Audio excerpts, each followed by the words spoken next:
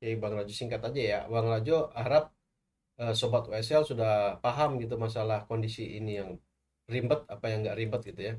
Jadi kita Bang Rajo kasih sederhana aja T gitu.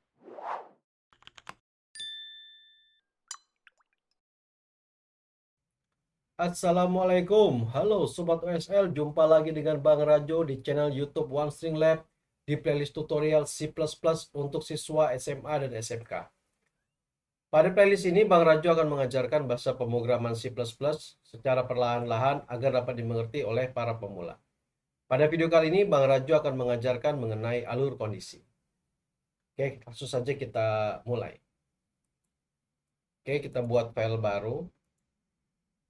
Oke, kita save dulu. Ya, ini kita 11 berarti ya. Alur, alur kondisi. Oke, kita lihat nanti apa itu alur kondisi ya.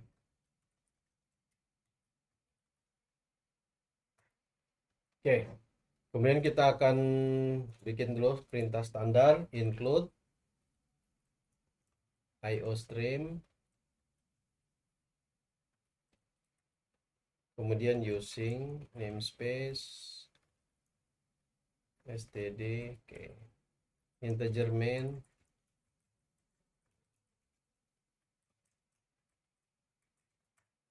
Oke, sekarang kita akan mulai.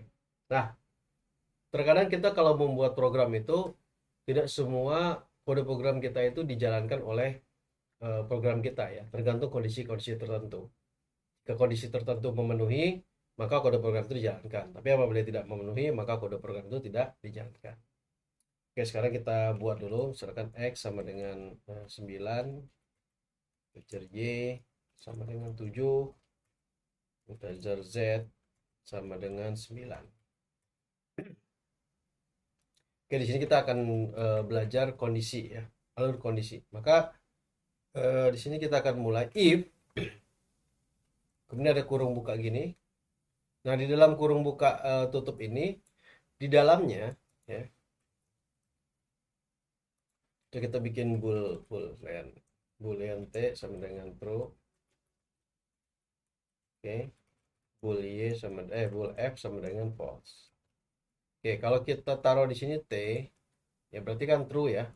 Maka bagian ini akan dieksekusi. Si out ini akan dijalankan jika kondisi bernilai true atau benar. Oke ya. Sini deh. Oke, sekarang kita coba running ya.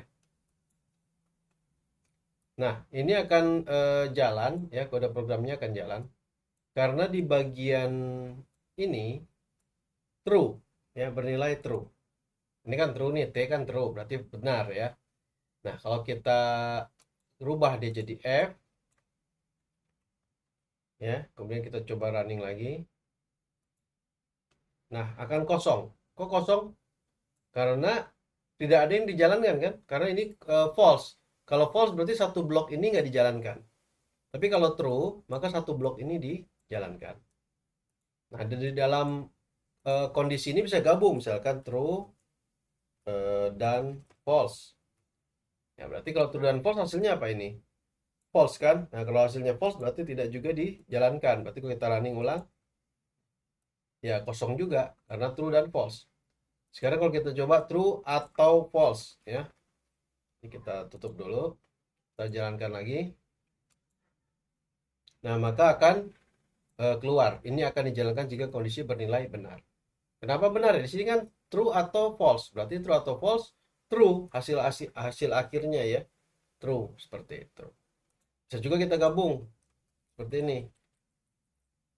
Sekarang kita gabung dan di mana x lebih besar dari y gitu ya.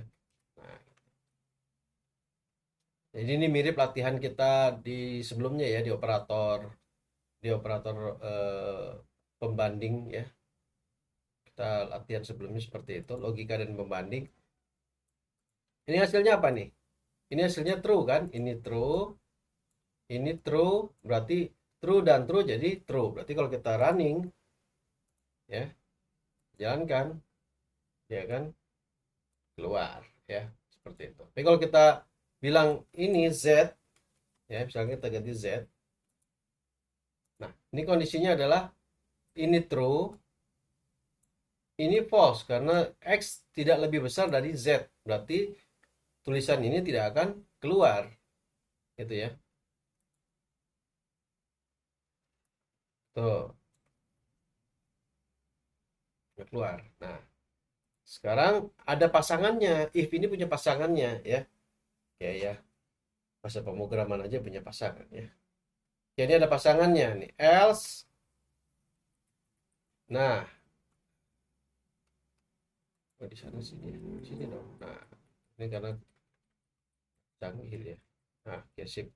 Berarti ini kita tulis si out, oke, si out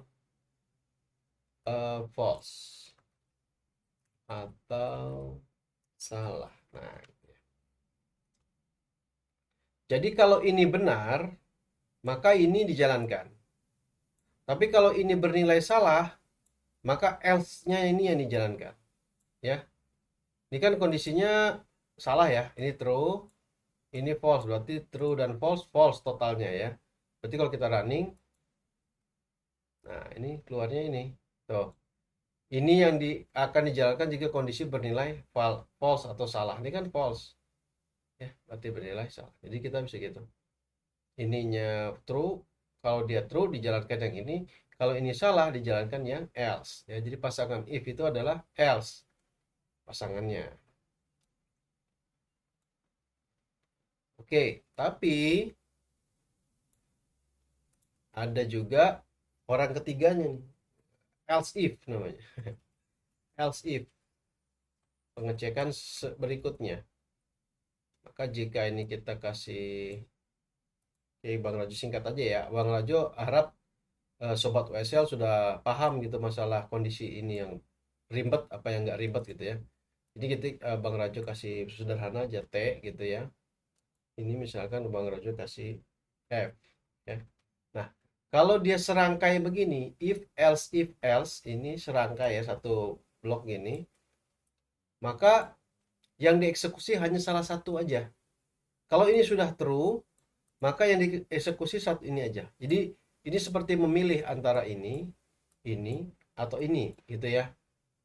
Nah, kalau kondisinya seperti ini, maka yang dijalankan adalah yang bagian ini ya. Ini kalau ke Bang Rajo ini jika jika kondisi if gitu ya, kalau Bang Rajo kita jelas if gitu ya.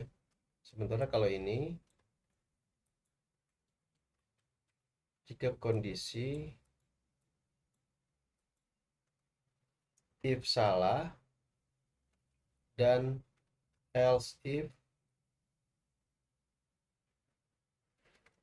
benar gitu ya. Oke.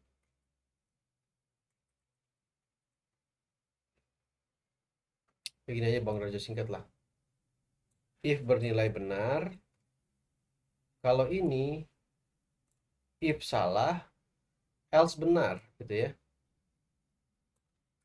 Tapi kalau ini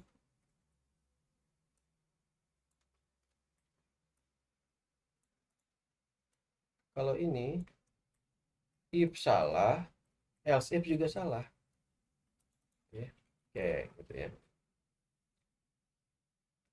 Jadi kalau ini Bang Rajo running, nah yang keluar itu adalah if bernilai true ini. Sekarang gimana kalau ininya true juga? Ini true juga. Apakah ini dieksekusi apa enggak? Kita running? Enggak, ya. Kalau kita lihat di sini enggak. Karena apa? Karena yang dieksekusi hanya salah satu. Kalau ini sudah dieksekusi, berarti ini aja, yang lain enggak. Walaupun else if ini kondisinya true. Ini walaupun true ya. Ini true juga. Jadi walaupun true dia tidak dieksekusi. Ini akan dieksekusi jika si if-nya salah. Oke, kita ganti sekarang. Si if-nya pertama salah. False ya. Oke, kita running. If salah dan else if benar, berarti ini ya. Oh, sini ini. If salah, else if benar.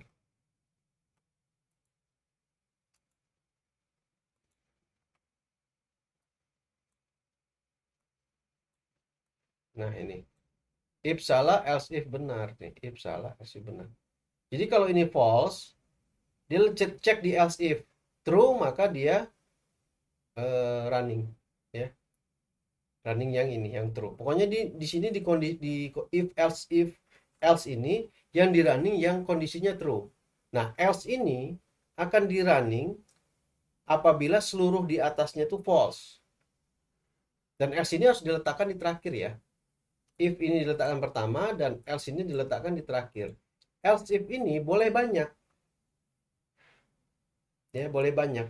Misalkan begini. Boleh banyak. Nah, gini. Nah, kalau gini yang dieksekusi yang mana? Yang ini doang. Karena sudah kepilih satu. Ya. Ini else if 1 nih. Kita tulis else if 1. Ini else if 2. Gitu ya. Ini kalau kita running ulang, maka yang ke eksekusi yang pertama aja. Mana sih? Ini dia. Nah. Ya. Nah, sekarang kalau ini false, baru ya eksekusi yang ini, yang else if 2. Kita buktikan. Kita running ulang. Oke. Kita lihat di sini. Toh, ya. If salah, else if 2, else if 2. Yang ini berarti ini false, berarti dia cek berikutnya false, cek true, oh true berarti ini jalanin gitu. Tapi kalau ini false semua, baru yang dieksekusi itu adalah yang else.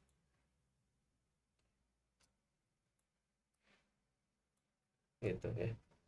If salah dan else if salah. Jadi ini false semua, false false false false, baru ini else yang terakhir dieksekusi. Ya, jadi kalau ini serangkaian ini, maka dia itu dipilih ya. Nah, kecuali begini kondisinya sobat WSL.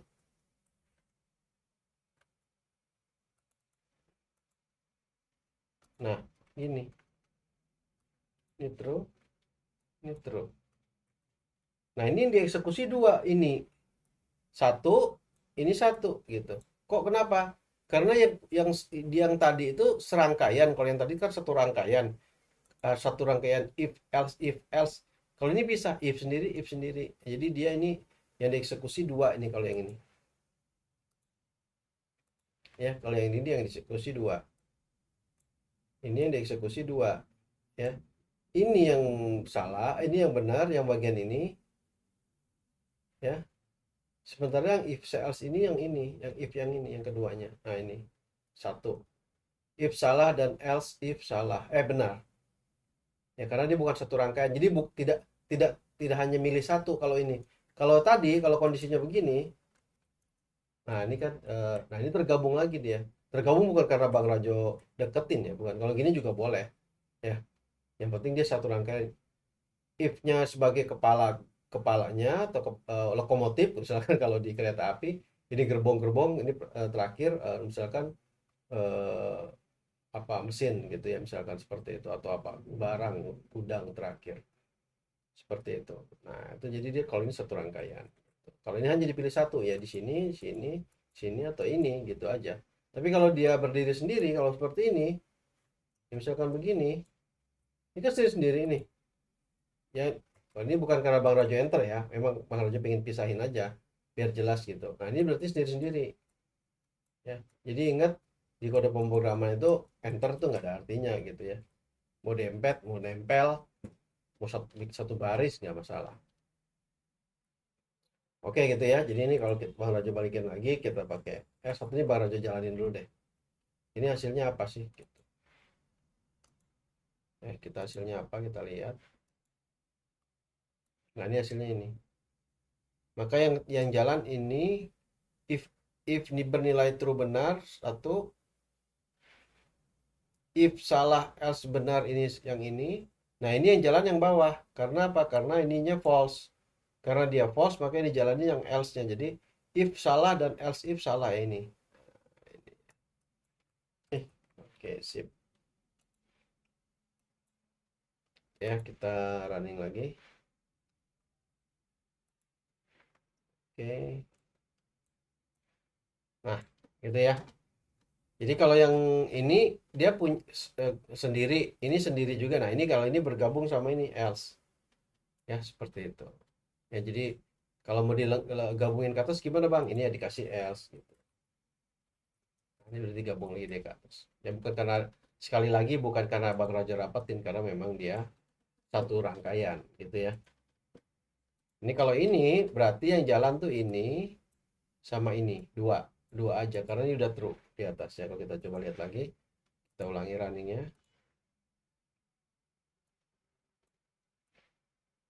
Nah, ini bernilai true, if salah else, salah else. Nah, ini berarti if bernilai true berarti yang ini, kemudian if salah dan else if satu benar. Else, if salah, else if benar yang ini ya. Ini karena true true gitu ya.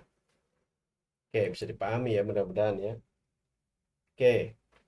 Oke Sobat OSL, semoga suka dengan video ini. Silahkan berikan komentar dan saran di kolom komentar. Jangan lupa like, share, subscribe agar tidak ketinggalan video-video terbaru dari One String Lab. Karena video selanjutnya akan mengenai belajar C++. Sampai jumpa di video selanjutnya. Salam sehat, salam OSL, wassalamualaikum.